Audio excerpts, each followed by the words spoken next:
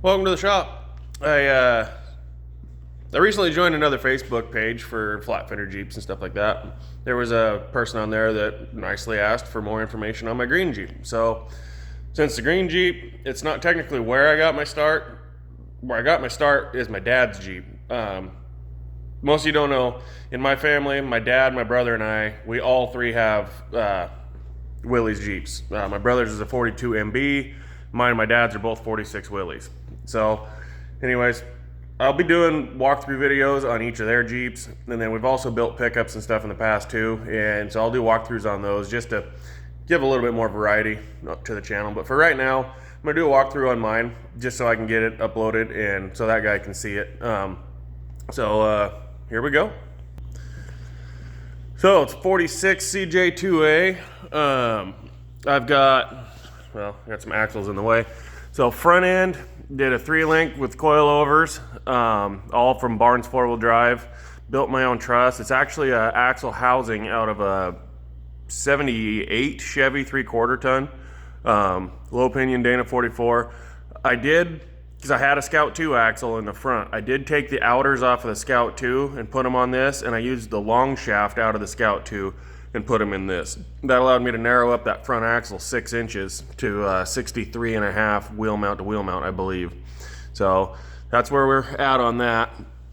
The sway bar, when I first built this thing, it was crazy all over the place. And so I went to the junkyard with a tape measure and found a sway bar from like a 92 Ford Explorer. Fits very nicely across there.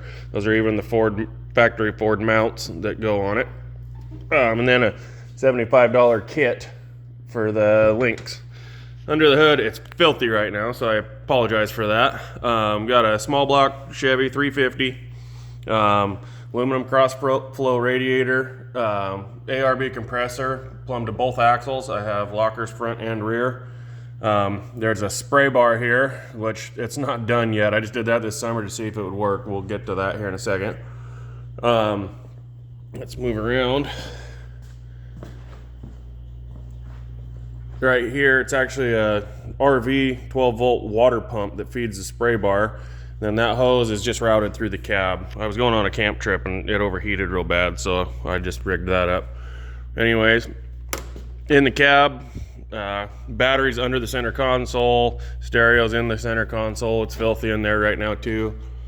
We built this thing 20 years ago, and it's gone through a couple different variations. It used to be on 35-inch boggers. Now it's on 43-inch Mickeys, which those tires are going to be going onto the new Jeep. I'm going to actually lower this Jeep back down and put it back on 40s. It's so tall and so short coupled that it wants to wheelie over when I'm wheeling. So we're going to try and downsize it when the time comes.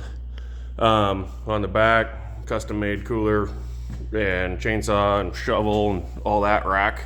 Spare tire. There's the water jug for the spray bar. In the back, we got a Dana 44 out of a Scout 2, I believe, and triangulated 4-link and just coils in the back. And I did all that last year. I had videos of all this process and I lost all of it. So that this will have to do.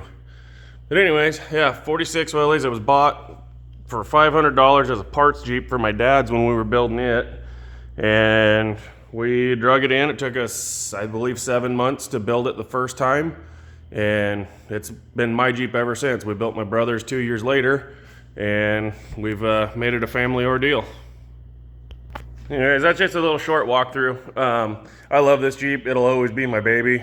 The new one I'm building, I have a kid coming, and with that one being so squirrely, I wanted one that's a little more stable. So that's why I went full width and longer, and it's gonna be lower. So I'm hoping the two of them will sit about the same height when done, which will be about 4 or 5 inches lower than the green one sits now. So anyways, if you like what I'm doing, like, share, subscribe. It's a lot of fun. It really is a labor of love. I'll never get my money back out of these things that I put into them, but to me it's worth it. So thank you again, and we'll see you next time.